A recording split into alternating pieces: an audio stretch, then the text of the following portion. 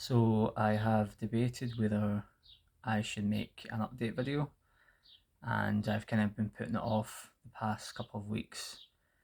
However, I keep thinking that it is a good idea to upload this in the hopes that other people that are going through this, especially at the beginning of their disassociation, depersonalization, derealization journey, have more of a record or a reference for other people that have went through it. So this will be my 6-month update of going through depersonalization, derealization, more of the depersonalization. And it's just been over 6 months, and I just want to make an update of things that I have improved and things that I'm still battling with. So overall, I would say things have gotten a lot better. And looking back on my previous video, it wasn't well organized, and there was a lot of things I missed out. And this will probably be the same. But regardless, I'm just gonna wing it and just say what comes to mind. So the number one improvement that I would say is my sleep. So previously, I was going a couple of months where I would go to sleep and wake up like 5 times a night, and for the most part, um, that has subsided. I think I've only had one night where that happened, but I don't know if that was connected to the depersonalization. I don't know if it was just because I was so exhausted from work and other stresses. So that's been a massive relief, because the sleep issue was probably one of the most concerning symptoms that I had. Another thing is that although I still have emotional bluntness, it's slowly coming back, but not really. I can't really measure it. I still can't feel like my grief, for example. I still can't really cry that much. I can't really get angry, but I get frustrated, and I can still feel anxiety and fear and confusion. However, there's less of a ominous feel to life now. Like, it's still there, but it's not as thick or dense that it was before. Um, However, with all that being said, I still feel like I'm taking things day by day by day. And if you have depersonalization, you know what I'm talking about. So I still feel like I'm taking it day by day. However, it's becoming less severe and less of a focal point. So another thing is, in the last video, I said that I hated being alone because it made me feel scared to be alone because of this condition. It makes you feel like you're out of control, and that's gotten better as well. But that's probably because I've had to be by myself sometimes. So my body's had to learn that it's adapted. It's adapted quite quick, but I still prefer being around people. Um, Other things, I don't have much of derealization anymore. I think it's more depersonalization that I suffer from, to be honest. So mainly just kind of shutting down on my emotions, and when I'm stressed, well, not even when I'm stressed, but it's highlighted when I'm stressed, is sometimes my brain just goes blank. If I go into a shop and uh, the the guy at the kiosk is asking, what would you like? I've said, I actually don't know. Just give me a minute. My brain needs to catch up. So I'm still finding that I still have like a few cognitive symptoms, but I don't really mind. I've always had cognitive kind of stress symptoms from mental health, which isn't a big deal to me. Um, I would say I'm obsessing less about it. However, I still think about it every day, but I'm not thinking about it every second of every day. And I will I will kind of go into tips in a little minute, just about things that I've been doing. So overall, there has been progress, and I'm just hoping that it continues to go up, and improve. One thing I want to mention is, with my emotions, it's not that I can't feel them. It's just that they don't feel accessible, or they feel like they're blunted. And I did have um, a, a night where something triggered some emotion in me, and I started to cry, and I couldn't feel it. Like, I couldn't really feel it in my body. I just started crying.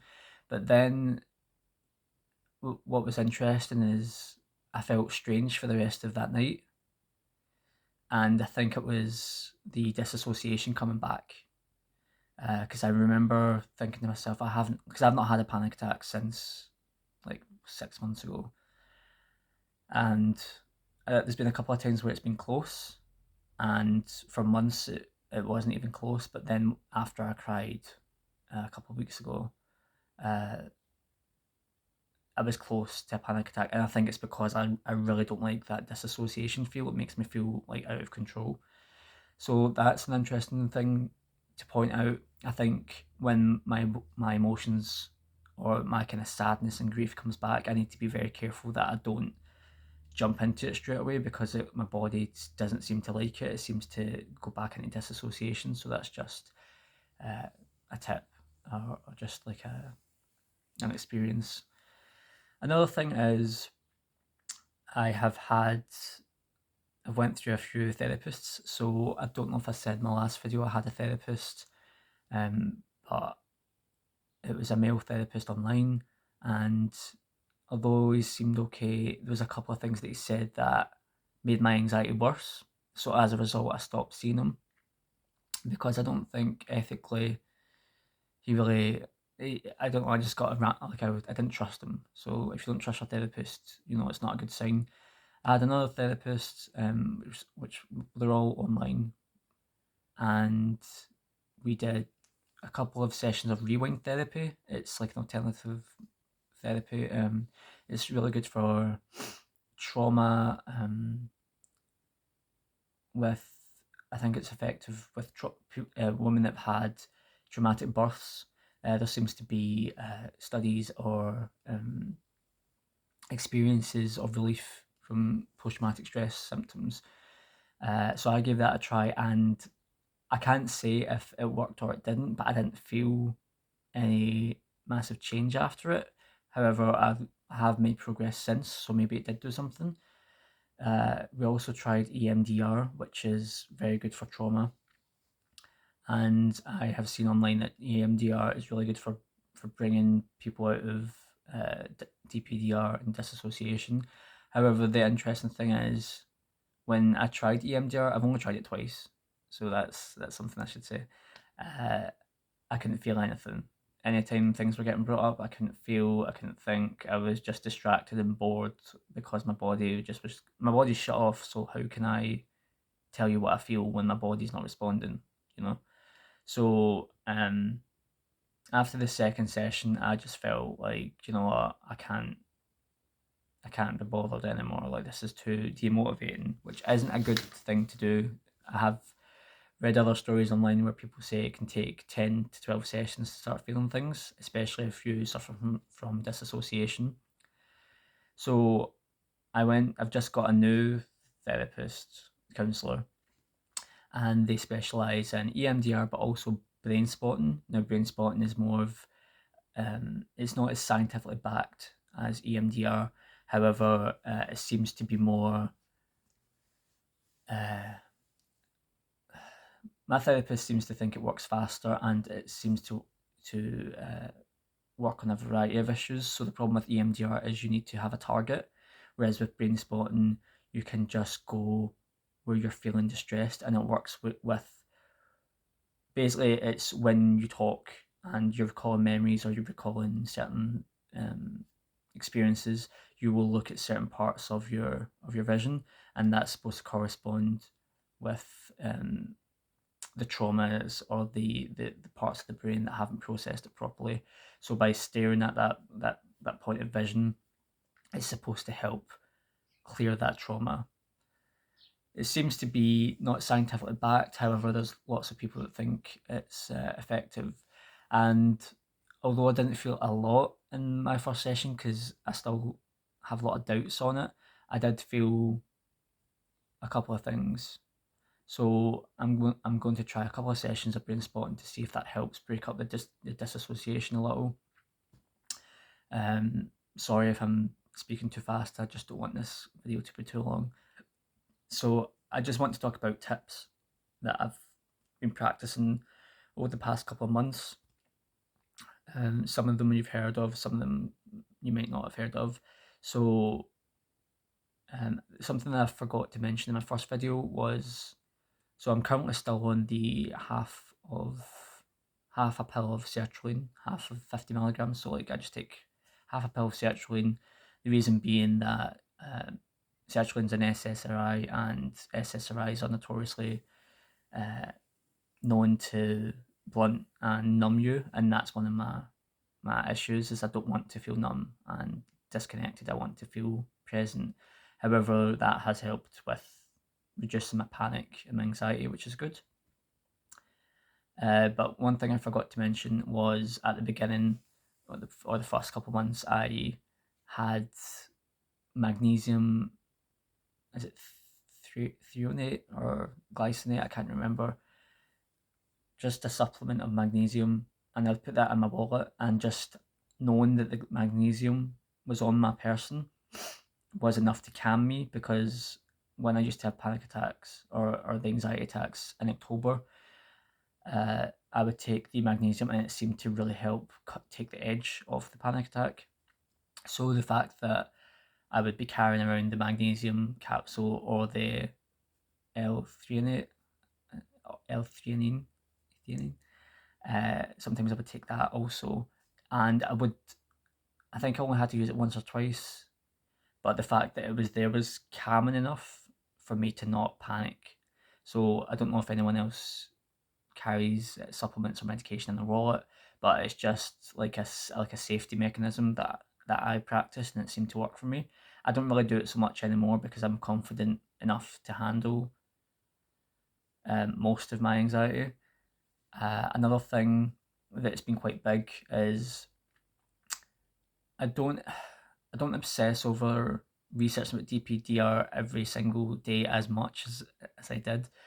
I still do Google it most days and look for success stories and recovery, and just to see how everyone else is doing.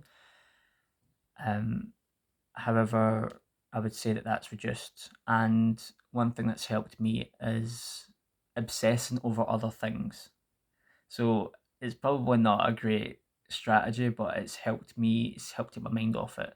So at the beginning of me having depersonalization, I couldn't really think straight. I didn't really have the motivation to think about other things other than how I was feeling. And that seems to be kind of separating, and I'm starting to kind of get through it a little bit more. But as a result, I can think about other things. And I don't know if it's a sertraline, because sertraline's done this to me before, that when I start getting ideas, I start getting a lot more energy. I want to do it then and now. I don't have really much patience. So I've been looking up how to do gardening, all these like DIY projects. I've also been looking at like counselling courses and university courses about going back to university, and just thinking about that every day is like retraining my brain to obsess about other things.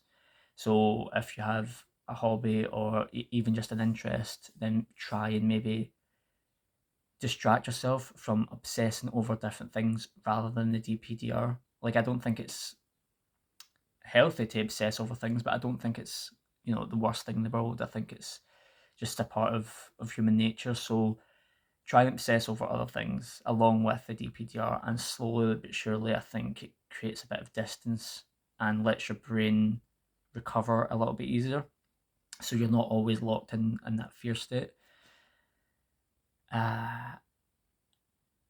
There's probably other things I've missed out, but that is the main things that have helped. Um, it has been getting better and better each week. However, I have had a couple of roadblocks. I'm still quite frustrated with my emotions. I think my emotions and how I sense like atmospheres and rooms and how I feel about like sunsets and landscapes still isn't. I still can't access that. It's strange. I don't know how to describe it. I don't know if other people have it the same way I have it, but I just can't sense things the way I used to sense things. I used to be quite sensitive and be able to tune in very easily. And I feel like I'm doing a lot of thinking through the logical part of my brain and not a lot of feeling. So it, I've read online it can take up to a year, not up to a year, it can take a year. So for some people, it can, emotional numbness can last a lot longer, but therapy and avoiding things like caffeine, which I'm still avoiding, and just trying to make sure your body's getting the nutrients and all that stuff is going to help your body kind of unravel instead of being tense and tight. I still get like solar plexus tension, um, and I still don't know why. Uh, yeah, that comes and goes. However, it doesn't scare me. It just makes me feel uncomfortable. Um, but overall, the sleeping's got better. I'm not as fearful. However, I still have things to work through because my brain still can. And what I've it's like I've got the fear of fear. So I fear that I still might have another mental health condition, and I think I'm just like waiting out the next couple of months to see if anything happens, which it probably won't. But I still although I'm getting better, I still am like I'm still tense. I'm still nervous that things could get worse just because uh, of the trauma that's been caused by everything that's happened. But yeah, I just thought I would make this update and help those that are just starting out, or if people are having episodes, um, that things can get better and things eventually do pass. It just takes a while. Um, so I hope this has helped, and I may put up another update in a couple of months' time.